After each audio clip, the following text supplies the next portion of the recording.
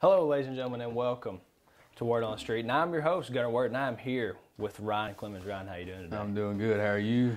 I'm good. Ryan Clemmons has just recently signed to go play football at Campbellsville University. As we just got done watching earlier, Bryson Mays is also going to sign with Campbellsville University. So that makes three of you guys. You guys looking forward to that? Oh, yeah. Well, we don't really know who's going to room with who yet, but that'll soon be coming out, and we'll find that out pretty soon. Ryan has quite the rap sheet of stats here that he's given me to read off. We've got 64 solo tackles, the squat record for the linebackers, which was 545 pounds. What's that like for you? It's rough. If you came and watched me lift that, you'd see my face turning real red, all my veins sticking out, and you just hear everybody yelling, and that's kind of what pushes you to get that much. I mean, it's a lot of weight on your shoulders, and, well, it hurts sometimes. How long have you been lifting with the football team? I've been lifting since about the 6th grade year.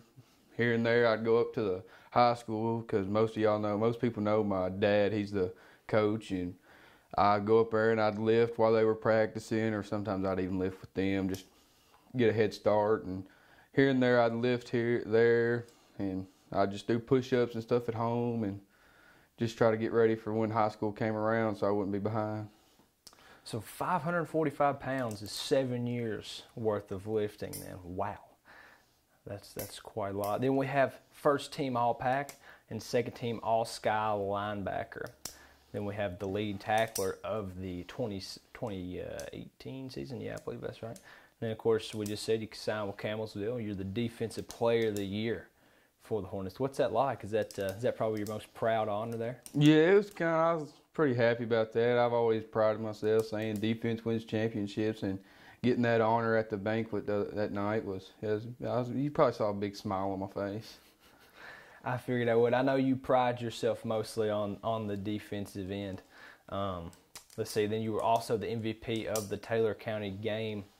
Now, I can't really remember. Did we play that game at home or was that away? No, that was our first game. It was at Campbellsville. Oh yeah, that was mutual territory. Yeah, that was the first game of the year. That was the replacement for the TJ Bowl. We went and played in a little bowl over there at Campbellsville University. So I've got to play on my new home field once or twice. So.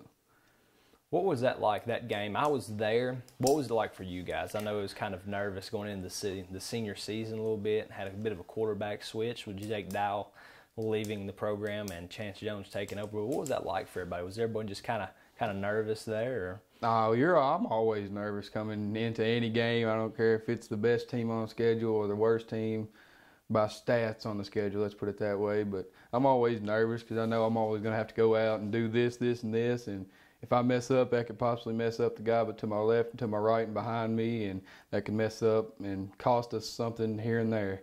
And it's different. I mean, around here, we don't have no turf field to practice on or nothing like that. So first couple of plays, you got to kind of get your feet in under you because turf's a lot slicker and you can't really dig into it like you can the football field we got. So you had to find your feet and get it right, and then but after that, it was just time to play ball, and that's what we came to do. We came up short, but nice little outing we had. I mean, absolutely.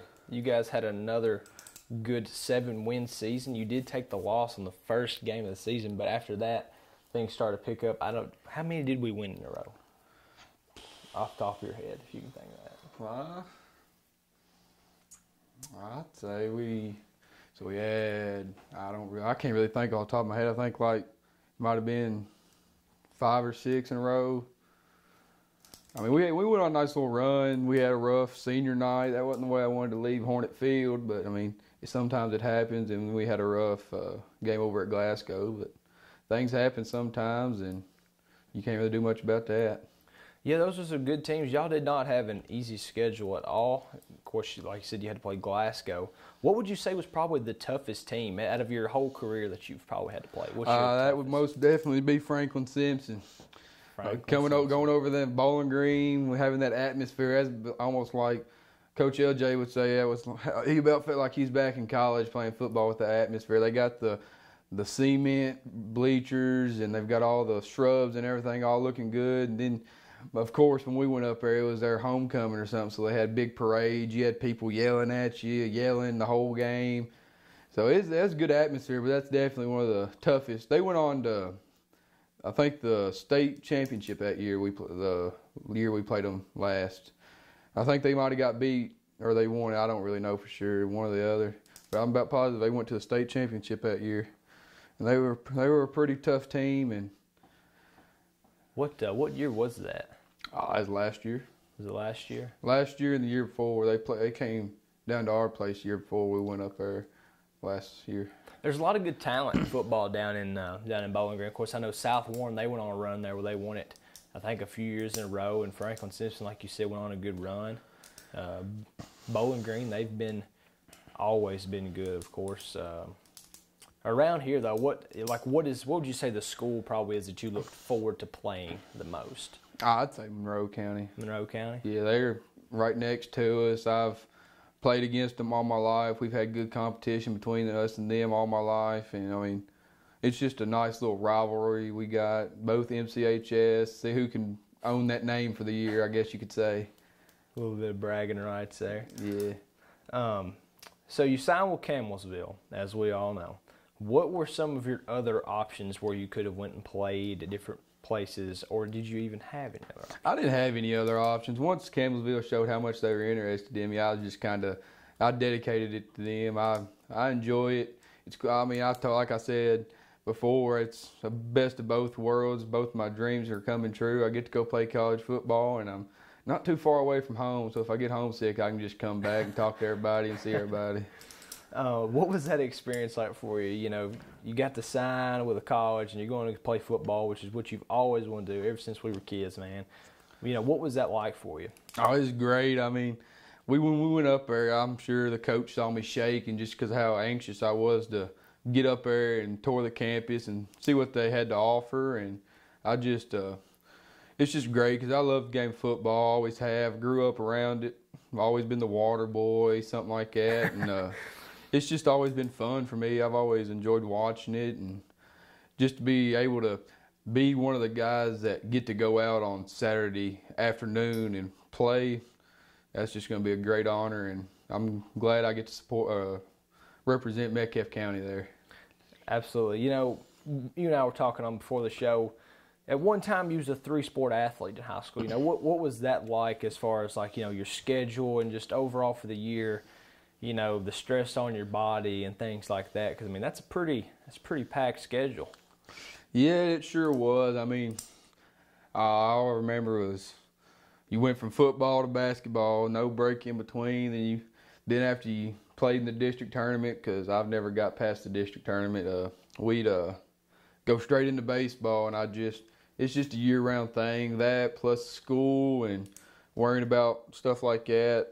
It's just, it's tough, and you get used to it after about 2 years of it, and you understand what you have to do to be right on schedule, and it's a nice thing to do. It kept me in shape all through high school, and I got me a district championship out of it too. So, absolutely. So, you know, going back to football, what would you say probably changed? Because you've seen, you know, many different eras in Metcalfe County high school football history as far as coaching staff. What would you say changed the most when LJ took over the program? I'd probably say is the intensity. We went from down, like, you can't see me right now, but we went from down here all the way to up here. We always would talk about it and stuff, and we went from, I think it was a 3-7 year or a 2-8 year, so the next year we went 7-4. And I mean, it's just a great jump, and it's just kind of humbling that you can come from the bottom, go straight back to the top. Absolutely. Because, like you said, I've been through all the eras. I watched the 07 team, which was dominant and always went far in the playoffs. And it's just I'm just glad that he came back and brought that back to the program. I'm glad to see it going back up. Absolutely. And for those of you that don't know, LJ Harbison, the great Metcalfe County football legend, went on to walk on at Western Kentucky football. Probably would have done a little bit more if he wouldn't have suffered, was it a knee injury, if I'm not mistaken? both of his legs in high school. Both of his legs. He broke one is junior year and the other one is senior year, I'm thinking. I'm assuming both of those were done in football? Yes. If I'm not mistaken. Okay. What would you say probably over your career has been your favorite play that you've personally made? That I've made? It's probably the one in against Newport Catholic this year in the playoff game. And Chance, I always told LJ, I said I should have been the quarterback all year. I bugged him about it. I told him and everything. And ever since then, all year, if Chance's helmet came off, I got to come in and he was straight. QB power left or QB power right. I wasn't ever allowed to pass the ball really. So I went around and I said down set, height, all that good stuff, and went around the corner and I split two guys, and when I hit, I kind of spun and I started falling down, so I put my hand down and I caught myself and I spun back around where I was running straight, and I got about 3 or 4 more yards off that and got the first down. And it was just, I never thought, when I done it, I kind of stopped and I was like, did I really just do it? I mean, and I messed around with LJ on Huddle because we could put our little comments on there like he does when he watches game field. And he always talked about being a playmaker, so I just said a playmaker just making plays. I would put that in there. A playmaker. I don't think he ever saw it though, but I had to try. You should bring that up to him because I would like to hear what he has to say about it. He'd probably just shake his head and laugh and tell me you got lucky or something. That definitely sounds like a Coach Harbison comment for sure. You know what? Why football? If you're a 3-sport athlete, you know, besides the fact that it is your favorite sport, I mean, what just made you want to take football to the next level? I've always been around it, and back whenever I was a little kid, my parents used to make fun of me because this is back in Little League and all that. I'd be like, I'm going to play Little League. Now, I'm going to be quarterback for the high school team. Then I'm going to go to Kentucky and play quarterback.